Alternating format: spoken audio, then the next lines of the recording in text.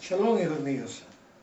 Este día traigo para ustedes un estudio que se llama Mátalo, según Dios, el cual se encuentra en Torá a mis hijos, en el libro de Éxodo 22:1. Este es para todos aquellos que necesitan tomar una decisión de vida o muerte. Lo que el estudio habla con respecto a muchas cosas importantes que a veces nosotros por ignorancia no podemos actuar, porque tenemos temor de Dios. Aquí tengo lo que saqué de la Torá a mis hijos, que les he dejado escrito, donde está el estudio a profundidad, donde dice lo siguiente: mátalo según Dios, al ladrón que esté en lo oscuro de tu casa. ¿Qué es lo que dice la Torá con respecto a los ladrones que están en las casas de nosotros escondidos? Hay muchas informaciones que suceden. A veces los ladrones entran a las casas, matan a los hijos y matan a los dueños de las casas por robarse todo lo que hay ahí. Y no solo es eso, sino que se sabe de muchos casos donde muchas personas han sido lastimadas por tratando de evitar que el ladrón se lleve su televisor, sus monitores, o se lleve las alhajas de oro, o las prendas de plata de su comedor, o las cocinas, o sus televisores, muchas cosas importantes. Esto es solamente parte de la ley de Dios que está escrita, que vamos a conocer hoy. Dice así lo siguiente. Esto es basado en un hecho real. Un teólogo cristiano pregunta a un sabio ultraortodoxo, o sea, un judío ultraortodoxo y conocedor de la ley de Dios, el siguiente versículo. Él preguntó a un judío ultraortodoxo lo siguiente: si mi Dios Jesús dijo, al que te hiere en una mejilla, preséntale también la otra, y al que te quite la capa, ni aun la túnica la niegues. Lucas 6:29. ¿No es una violación al mandato de Jesús lo escrito en Éxodo 22:1? ¿Por qué? Vamos a ver qué es lo que está escrito en Éxodo 22:1. Dice: si el ladrón fuere hallado forzando una casa y fuere herido y muriera, el que lo hirió no será culpable de su muerte, según Dios. O sea, aquí voy a tratar de explicar, y no voy a tratar de reidú el folleto que está ya escrito dentro de la Torá a mis hijos. Pero así le voy dando paso sobre qué se está hablando en este tema. La respuesta dice: esto fue lo que respondió el judío ultraortodoxo. Dice: la Torá contiene principios morales ideológicamente profundos, los cuales medio le ampliaré, que cuando están escritos podrían ser leídos de caracteres impuros como usted, que solo ha leído las escrituras, sin ningún maestro que conozca realmente las raíces judías y la halajá a gran escala. Nuestros sabios temieron lo que usted está preguntando, de que no ni tuvieron un gen del Edén. O sea, las personas que en el pasado tuvieron sus descendientes de él, o sea, sus tátaras, hasta los días de Adán, no estuvieron en el huerto del Edén, no pueden comprender esto. Y que no tuviera la ética oral de la Torá. Usted está distorsionando su significado, aunque usted fuera un erudito de teología, como lo demuestra ser. Y los frutos de la explicación ayudarán a mis estudiantes o esta explicación, para que no saquen deducciones erróneas. Nuestro Dios es el Dios de Israel, el cual sirvo y nada más.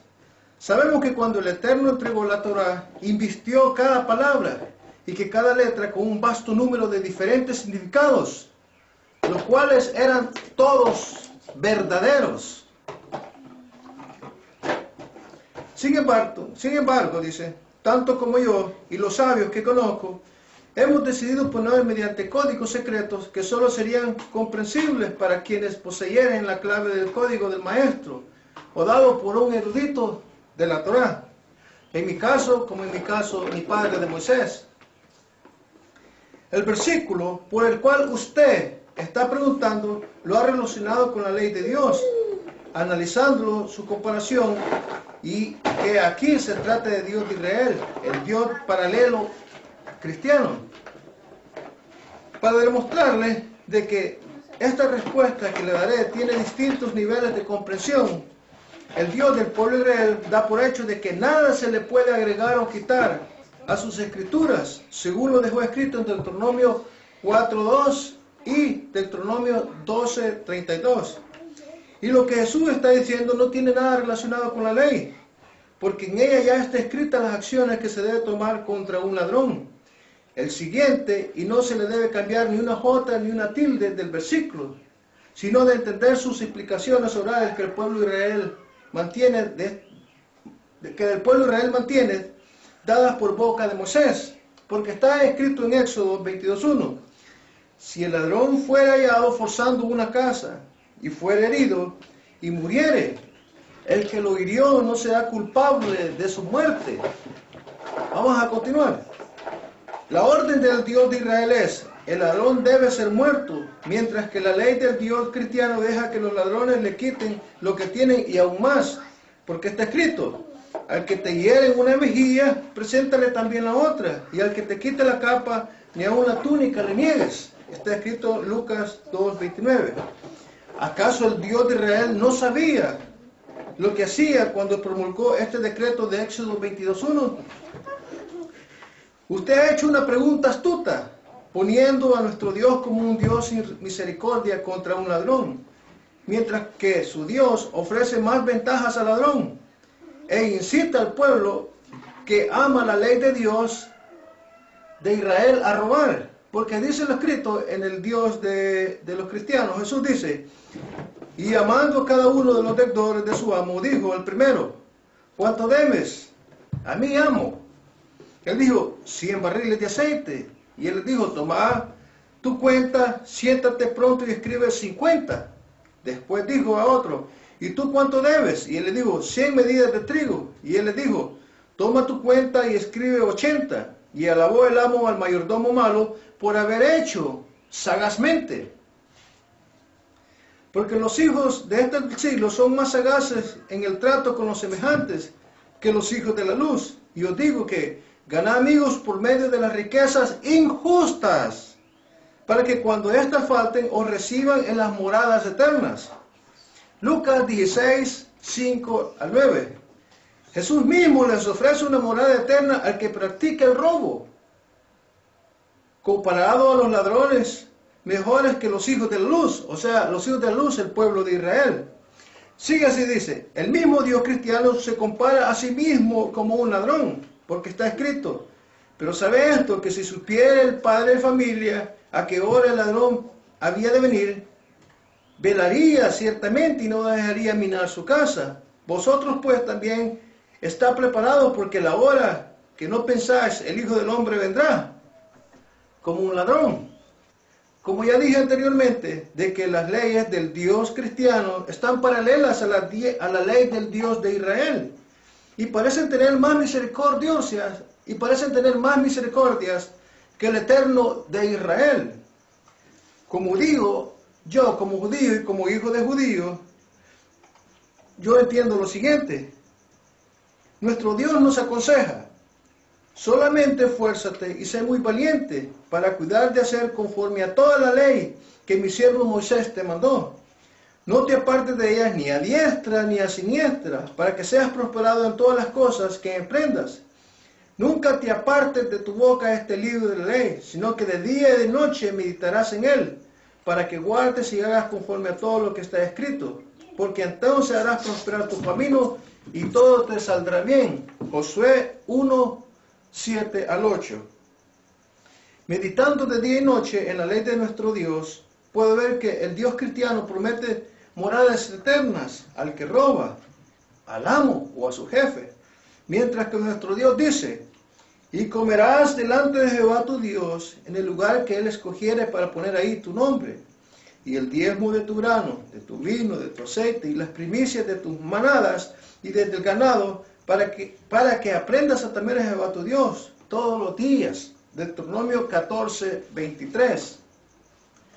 Lo que mi amo llegue a tener ya está diezmado, y que no me preocupe de su riqueza debido a que soy judío y vivo con los judíos que conocen el mismo Dios. Mientras que el Dios cristiano parece ser el que no vivió dentro de una comunidad judía, donde se pecaba matando a los ladrones, y consideraba que todo aquel que estaba bajo la ley de Dios, de Israel, estaba pecando contra aquel al que él le llamaba Padre, y al que él decía que era el Dios que lo había enviado. Porque está escrito, mas todos estos os harán por causa de mi nombre, porque no conocen al que me ha enviado. Juan 15:21. A este, al que Jesús dice que le envió, le afecta la ley de Dios de Israel. Y realmente el pueblo de Israel no lo conoce, al Padre que lo ha enviado. ¿A quién? Él dice que le envió, le llama también Padre. Porque fíjense cómo dice, mas yo tengo mayor testimonio que el de Juan, porque las obras que el Padre me dio para que cumpliese las mismas obras que yo hago también dan testimonio de mí, que el Padre que me ha enviado. Juan 5:36. Contra este, el que menciona Padre, vea también que usa el mismo término para llamar Padre al diablo y a su Dios.